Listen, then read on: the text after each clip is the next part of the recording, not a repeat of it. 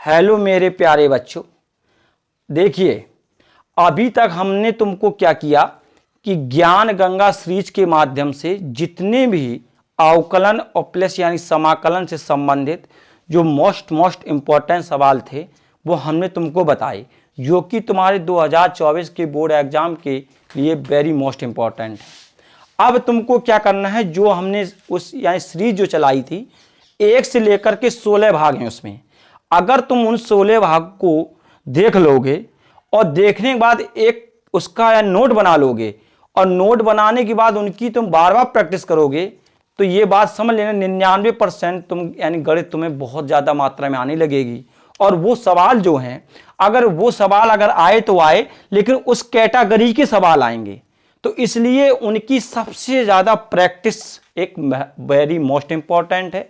अगर तुमने गणित में प्रैक्टिस नहीं की तो ये तुम कितनी भी गणित पढ़ लेना, कितना भी कहीं से सवाल देख लेना, सवाल को अगर तुम सवाल को देखो, अगर जैसे कोई यानी सवाल है और अगर उसको तुम एक बार देखोगे तो तुम्हें ऐसा लगेगा ये तुम्हें बहुत आसान है, ये तो आ जाएगा। लेकिन जब तुम उसे लगाने बैठोगे तो तुम जब उसे लगाओगे तो तुम उसे लगा नहीं पाओगे, ठीक है, क्योंकि वो चीज़ है देखने में तुम्हें आसान लगी। अगर तुम्हें सबसे महत्वपूर्ण, अगर किसी सवाल को देखने के बाद अगर तुमने यानी उसको यानी समझा, तो समझने के बाद तुरंत एक उठाओ रफ कॉपी, एक पेन और उस सवाल को नोट कीजिएगा और पहले एक बार तुम उसको देखिएगा, देखने के बाद उसको तुरंत यानी लगाइएगा।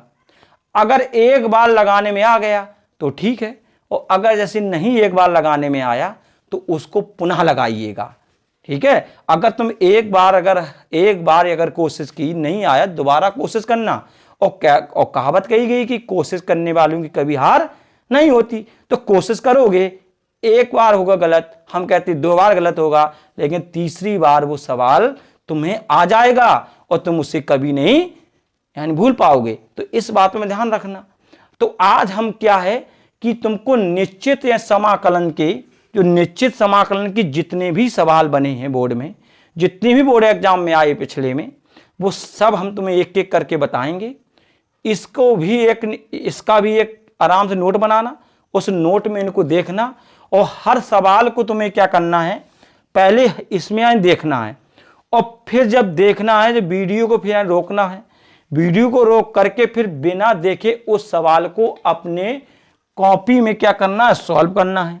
और अगर वो एक बार सॉल्व करने में ना आए तो फिर उसके लिए क्या करना, उस वीडियो को यानी वीडियो को फिर से चलाना और फिर से उसको देखना और देखना फिर पुनः लगाना।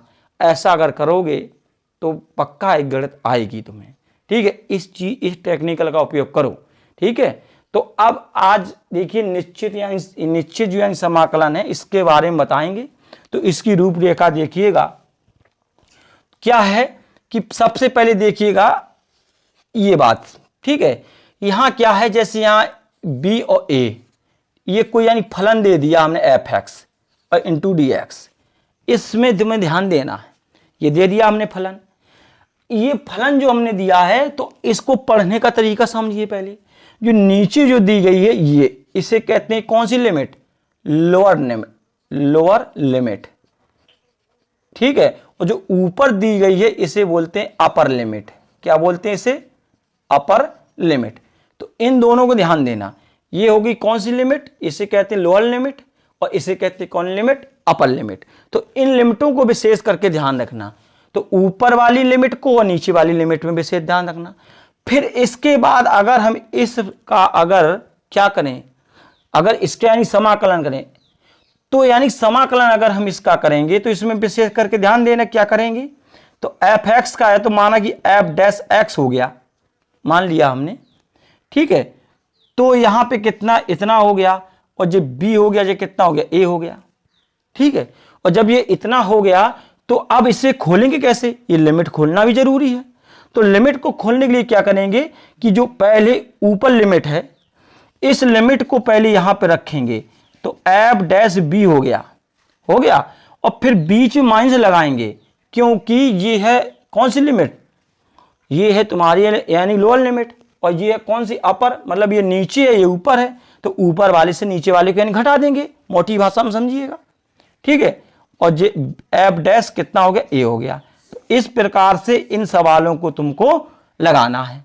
तो हम जैसे कि तुम्हें एक सवाल बताएं, इसी से आधारित है, इसको तुम ध्यान देना, ठीक है।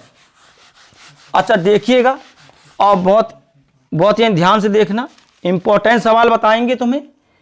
ये देखिएगा, √3 और 1 हो गया, और यहां पे लिखेंगे हम 1/1 प्लस एक्स स्क्वायर। ये सवाल हमने दिया, इसे देखना है। और सबसे महत्वपूर्ण बात क्या है कि फॉर्मूला, अगर तुम्हें सूत्र पता है तो तुम्हें सवाल तो आ ही जाएंगे, और अगर तुम्हें यानी सूत्र पता नहीं है तो बस गए काम से। तो इसलिए तुम्हें क्या करना है कि देखिए 1/1 प्लस एक्स स्क्वायर, ये फॉर्मूला किसका बना, तो ये तुम जानते हो, ये फॉर्मूला जो बन गया ये किसका बन गया, ये tan इनवर्स x का बन गया होता है। और जब इसका समाकलन हो गया तो जो लिमिटें हैं वो इस प्रकार से यहां लिख देंगे, जी हमने आराम से लिख दिया यहां पे। अब जब लिखा तो पहले इस लिमिट को यहां पर रखेंगे, तो tan इनवर्स रूट कितना हो गया, 3 हो गया, और फिर इसके बाद माइनस लगाएंगे, फिर 1 को रखेंगे तो 1 हो गया। अब क्या है, हमें मान याद होना चाहिए, √10 में √3 कितने अंश का मान होता है, तो ये हमको पता होना चाहिए। अगर हमें पता नहीं है तो हम फिर इसे यानी कैसे सॉल्व कर पाएंगे, ठीक है ना। तो देखिए √3 होता है कितने का, 60 अंश का मान, कितने का होता है, 60 अंश का मान। तो पाई अपॉन कितना हो जाएगा, 3 हो जाएगा, माइनस 10 कितना, 1, तो 1 का मान जानते हो, पाई बाई कितना होता है, 4 होता है। तो आप ध्यान रखना, यहां पे एलसीएम ले लेंगे कि 4 × 12 हो जाएगा, इसका इसमें करेंगे तो यानी कि यहां कितना हो जाएगा, और यहां इसका 3 × 4 आएगा, यहां पे 4 हो जाएगा, यहां करेंगे यहां पे 3 पाई हो जाएगा। और जब 4 पाई से और जब 3 पाई उठाएंगे तो पाई अपॉन कितना हो गया, 12। ये तुम्हारा राइट आंसर है। इस प्रकार से इन सवालों को लगाना है। अभी और बताएं इसमें 1-2 सवाल, ताकि तुम्हें अच्छी बेहतरीन तरीके से आ जाएंगे सामने, ठीक है।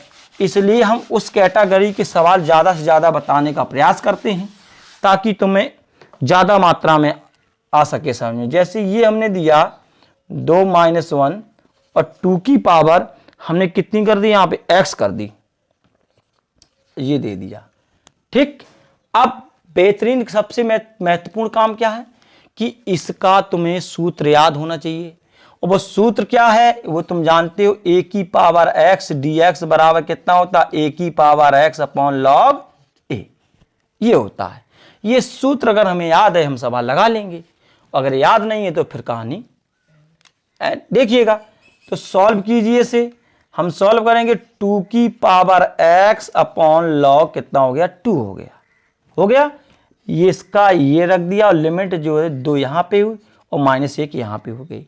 अब हम बारी बारी से लिमिट खोलेंगे, पहले 2 को रखेंगे, 2 की पावर 2 x स्थान रखिए, लिमिट हर बार x स्थान में रखी जाती है, और log 2 और माइनस, फिर इसके बाद यहां रखेंगे 2 - 1 log कितना हो गया, 2 हो गया, ठीक है।